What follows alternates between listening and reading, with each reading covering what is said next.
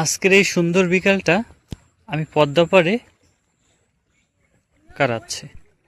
পদ্মার এই অপরূপ সৌন্দর্য যেরকম মনোমুগ্ধ করে, ঠিক তেমনি পদ্মার যখন উত্তাল রূপ নেয় তখন সেটা অনেক ভয়ঙ্কর হয়ে ওঠে।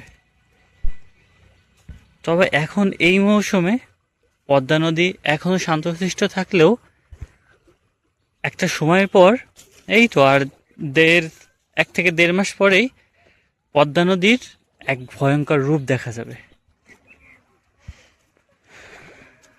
আর পদ্মা পাড়ে আসলে নানান রকম ঘটনা দেখা যায়, নানান রকম জিনিস দেখা যায়। তো দেখো, পদ্মা পাড়ে যেহেতু প্রত্যেক দিন স্নান করতে আসি, তো পদ্মা নদী স্নান করার মজাটা পুরোটাই আলাদা। আর এই পদ্মা পাড়ে কেউ বড়শি দিয়ে মাছ মারে, কেউ ওই নৌকাতে করে জাল বিছাইয়ে মাছ ধরে। এক একজন এক এক রকমের শখ, এক একজন এক এক রকমের জীবিকা। কেউ জীবিকা নির্বাহ করে, কেউ শখ পূরণ করে।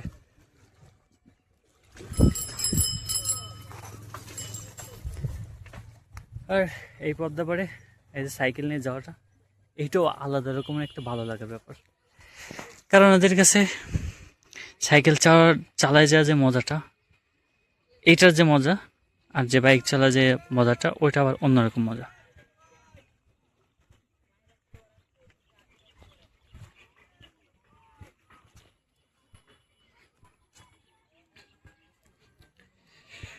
তো দেখো, এখন কিন্তু পড়ন্ত বিকেল,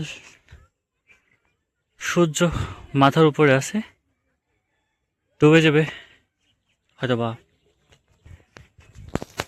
1 থেকে 1.5 ঘন্টার মধ্যে।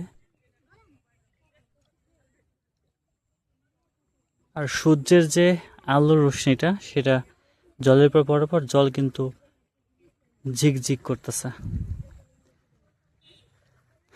আর আমাদের পদ্মা নদীকে পদ্মা কন্যা বলা হয় রাজবাড়িতে।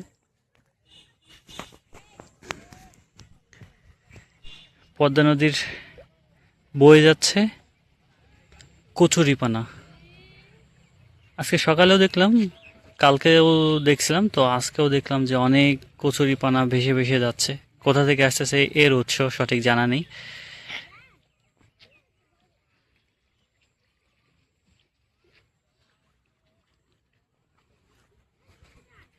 কিন্তু আমাদের রাজবাড়িতে ঘোরার মতন একটা জায়গাকে কেন্দ্র করে অনেকগুলো বিনোদন কেন্দ্র গড়ে উঠছে।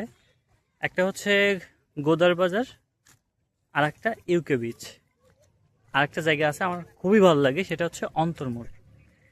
সবই কিন্তু পদ্মা নদীকে কেন্দ্র করেই, পদ্মার পাড়েই এই জিনিসগুলো, এই বিনোদন কেন্দ্রগুলো স্থাপিত হয়েছে। সবকিছু মিলেই এই পদ্মা নদীটাই আমাদের রাজবাড়িবাসীর কাছে ঘোরার মতন বিশেষ একটা জায়গা, যেখানে অনেকে ঘুরতে আসে, মাছ ধরতে আসে, প্রকৃতির সৌন্দর্য উপভোগ করতে আসে। আমি আসি প্রকৃতির সৌন্দর্য উপভোগ করতে, প্লাস ঘুরতে। দেখো, এইখান থেকে ওই পর্যন্ত অনেকগুলো নৌকা কিন্তু পাড়ে বাঁধা আছে। একসময় আমরা এইখান দিয়ে এই সিঁড়িতে নামে স্নান করতাম। দেন বোল্ডারগুলো ফালানোর পরে এইখানে আর তেমন অবস্থা নাই, একবারে খুবই খারাপ অবস্থা হয়ে গেছে। দেন এখন স্নান করে আবার ওইখানটায় যায়। এখন চলো সামনের দিকে যাই।